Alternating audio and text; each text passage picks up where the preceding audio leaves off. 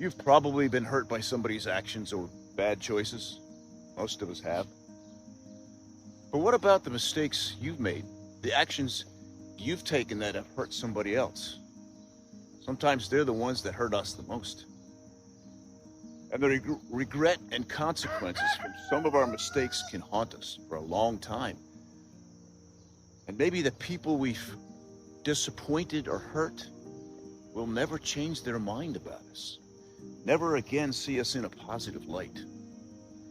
Maybe as much as we'd like, we can't undo the consequences of our mistakes. And that will be a burden to us the rest of our life. I have found myself desperately hoping that people will not judge me by my mistakes. I would rather like to be judged by my intentions, by the good things I've done. I want people to see the character that lies underneath my human weakness, the person I really want to be. Thankfully, God judges us more mercifully because he sees deeper into our hearts. But that's a tall order for us humans, isn't it?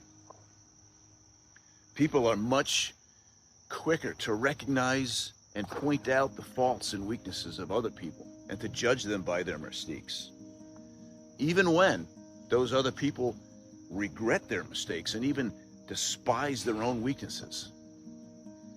Now, I know if I want to be judged accordingly with understanding and mercy, then so does everybody else. It takes kindness and humility to try and see past people's mistakes and weaknesses, especially when they've impacted us or somebody we love.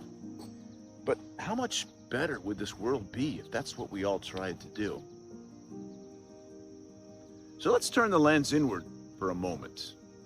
Maybe you've made a mistake that has hurt somebody else, and it can't be taken back. Can you judge yourself with the appropriate love and mercy? This does not mean excusing or justifying yourself, as we should all hold ourselves accountable for our actions. But can you still forge onward, still setting your standards high while acknowledging that you are a work in progress?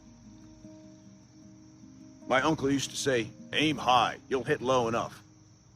True that.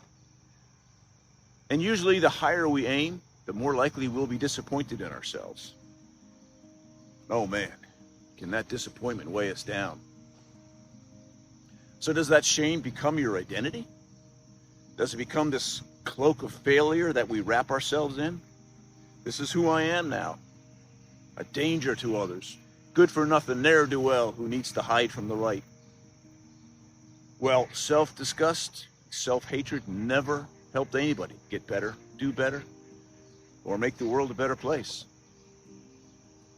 To allow for some grace for yourself will give you a clearer understanding of who you really are and keep you encouraged to become the best version of yourself.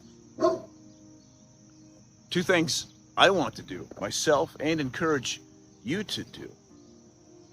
Next time we hear gossip about somebody or witness somebody falling from grace, can we pause for a moment and consider the possibility that their mistake is not necessarily an indicator of their true character, that they also are stumbling along this journey we call life and occasionally falling?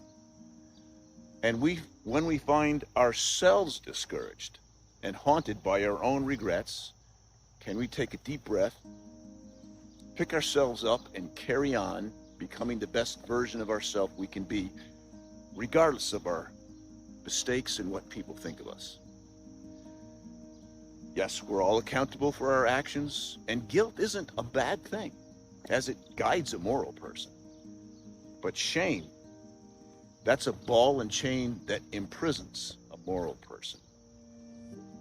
If we're going to love and treat other people like we want to be loved and treated, then it's vital that we be careful with our condemnation and judgment, and abundant with mercy and understanding, whether it's applied to somebody else or to ourselves.